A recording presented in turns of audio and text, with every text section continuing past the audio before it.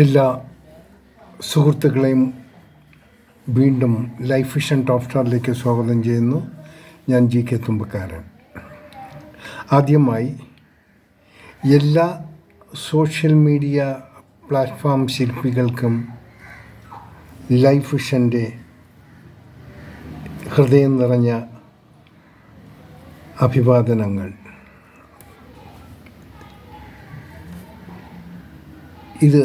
ഈ അഭിവാദനങ്ങളുടെ പ്രധാന കാരണം ഈയിടയ്ക്ക് നമ്മെല്ലാം ദുഃഖത്തിൽ ആക്കിയ ഷൈനിയും ആ കുട്ടികളുടെയും ആത്മഹത്യാ വിവരങ്ങൾ ഇടതടവില്ലാതെ ജനഹൃദയങ്ങളിൽ എത്തിച്ച് അതിൻ്റെ കാരണക്കാരനായവൻ ഇപ്പോൾ ജയിലിലാകുന്നവരുള്ള കാര്യങ്ങൾ ഇടതടവില്ലാതെ എല്ലാ പൊതുജനങ്ങളെയും അറിയിക്കാനുള്ള ശുഷ്കാന്തി, താല്പര്യം, അതിൻ്റെ ശ്രദ്ധ എല്ലാ രീതിയിലും സോഷ്യൽ മീഡിയ ജനങ്ങളെ അറിയിച്ചു. ഇപ്പോഴും അത് തുടർന്നു കൊണ്ടിരിക്കുന്നു. ഇങ്ങനെ ഈ സോഷ്യൽ മീഡിയ ജനങ്ങളിലെത്തിക്കുന്ന വാർത്തകൾ ചില മാധ്യമങ്ങളിൽ അവർ ഈ വാർത്തകളെ അറിയിക്കേണ്ട രീതിയിൽ അറിയിക്കാറില്ല.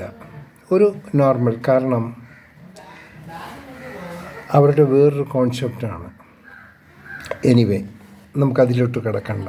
ഇനി എനിക്ക് ഈ ഭരണത്തെക്കുറിച്ച് ചില കാര്യങ്ങൾ കൂടി അറിയിക്കാനുണ്ട്.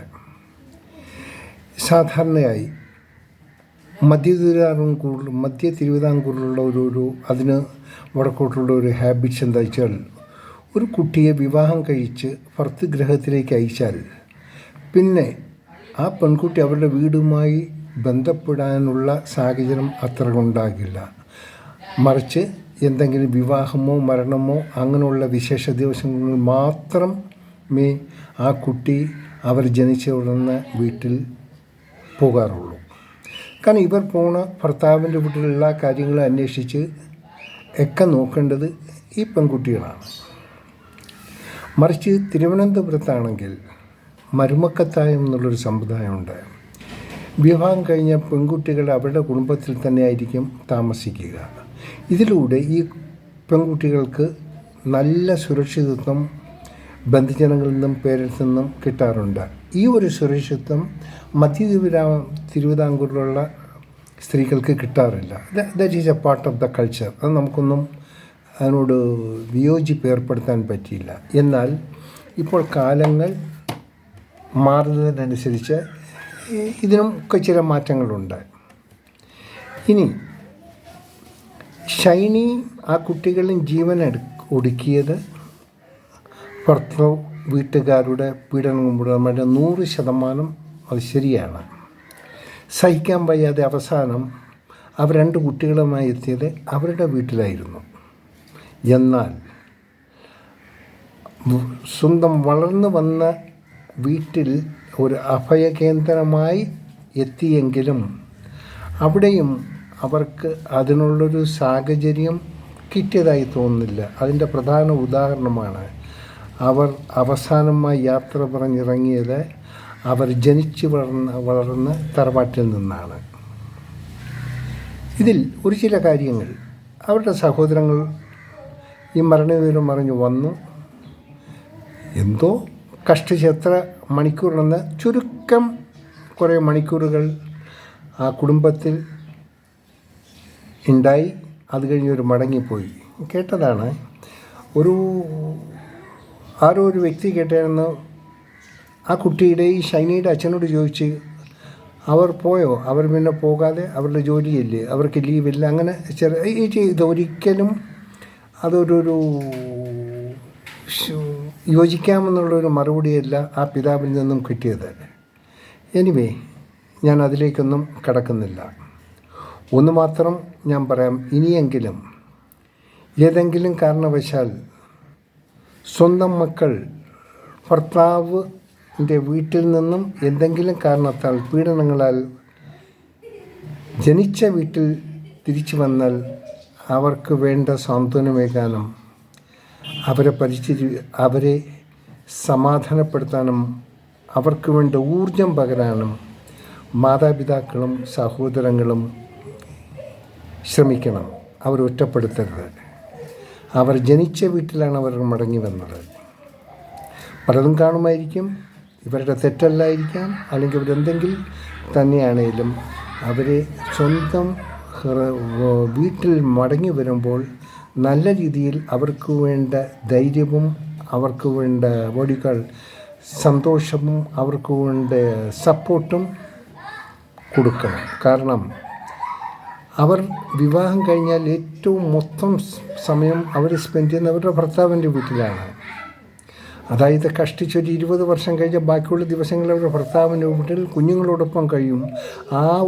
അങ്ങനെ അവരുടെ സ്വന്തം വീട്ടിൽ കഴിയാനുള്ള സാഹചര്യം ഉണ്ടാവില്ല. കാരണം ഭർത്താവ് വീട്ടിലാണ് താമസം.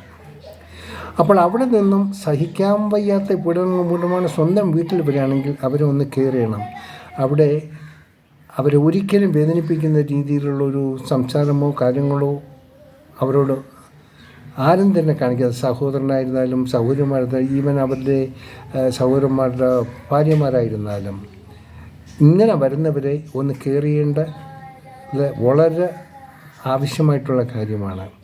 സംസ്കാരത്തിൻ്റെ ഭാഗമായി അവിടെ വന്ന് പോയി കല്യാണം കഴിഞ്ഞ കുട്ടി വീട്ടിൽ വന്ന് നിൽക്കുമ്പോൾ ചിലർക്ക് ഇഷ്ടപ്പെടില്ല. ബന്ധുജനങ്ങൾ പലതും പറയും, അയൽവക്കക്കാർ പലതും പറയും. സത്യങ്ങൾ അറിയില്ലല്ലോ, യാഥാർത്ഥ്യങ്ങൾ അറിയാതെ തന്നെ എന്തെങ്കിലും കമൻറ്റ്സ് ചെയ്യുക നമ്മുടെ മലയാളീസിൻ്റെ ഒരു വലിയൊരു സ്വഭാവമാണ്. സോ ഇങ്ങനെയുള്ള ഒരു സാഹചര്യം സ്വന്തം വീട്ടിൽ നിന്നും ആർക്കും ഉണ്ടാകാതിരിക്കട്ടെ. ഷൈനയുടെ അച്ഛനെയും അമ്മയും സഹോദരങ്ങളെ ഞാൻ കുറ്റം പറയുകയല്ല. എന്നാൽ ഒന്നെനിക്ക് പറയാനുള്ളത്, ആ ഷൈനയും കുഞ്ഞുങ്ങളും ജീവിതം അവസാനിപ്പിക്കാൻ യാത്രയായത് അവർ ജനിച്ച വീട്ടിൽ നിന്നാണ്. അത് വളരെ പ്രധാനമുള്ളൊരു കാര്യമാണ്.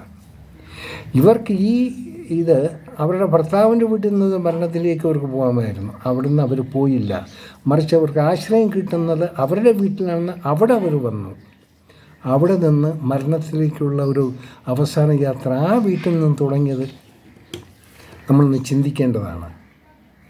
അത് ശരിയോ തെറ്റോ, സംതിങ് ഫിഷി നമ്മൾ എന്ന് വിചാരിച്ച് ആ 2 കാലൻ ഇപ്പോൾ ജയിലിൽ കിടക്കുന്ന അവൻ്റെ ബ്രദറും ഒന്നും അത്ര അവർ 2 പേരാണ് ഇതിൻ്റെ ശരിക്കുള്ള കാരണക്കാർ. അത് അവർക്ക് ശിക്ഷ കിട്ടി തന്നെ ആകണം. സോഷ്യൽ മീഡിയയോട് ഒരിക്കൽ കൂടി പറയുന്നു, നാം ഇങ്ങനെയുള്ള വാർത്തകൾ എപ്പോഴും നമ്മുടെ പബ്ലിക്കിൻ്റെ മുന്നിൽ കൊണ്ടുവരണം. വാർത്തകൾ കൊണ്ടുവരുമ്പോൾ പല പാർട്ടിക്കാരും പലരും വിമർശിക്കും, ബുദ്ധിമുട്ടുകളുണ്ടാക്കും. അതിനെ ചങ്കൂറ്റത്തോടെ നേരിടാനുള്ള ശക്തിയും ആർജവും എല്ലാ സോഷ്യൽ മീഡിയ പ്ലാറ്റ്ഫോമിനും ഉണ്ടാകട്ടെ. അഭിവാദനങ്ങൾ. കാണാം വീണ്ടും മറ്റൊരു വീഡിയോയിൽ കൂടി. Thank you.